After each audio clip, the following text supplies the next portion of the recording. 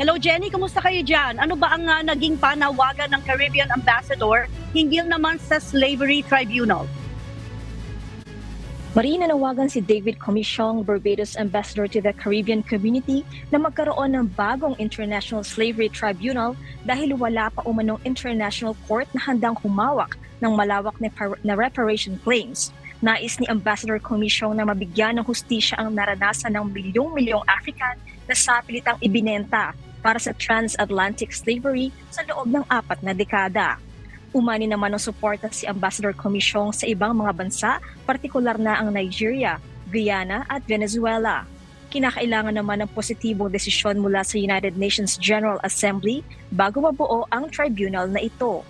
Naniniwala naman ang mga sumusuporta dito na hindi magiging madali ang pagbuo ng Slavery Tribunal dahil mangangailangan ito ng kooperasyon ng mga bansang sangkot sa transatlantic slavery at dahil na rin sa legal complexities nito.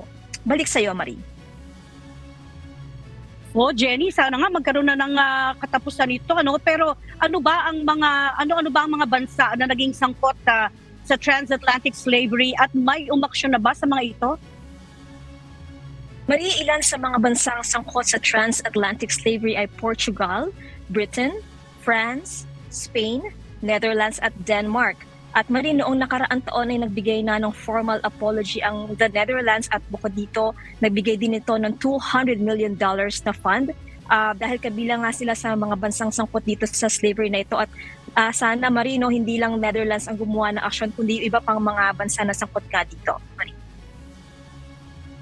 Oo, correct ka dyan, Jenny. At syempre, mag-aantabay pa rin tayo sa mga updates tungkol sa balitang ito. No? Salamat, Jenny Rico, mula naman sa Toronto, Canada, kung saan nabuo ang Anti-Slavery Society of Canada noong 1851.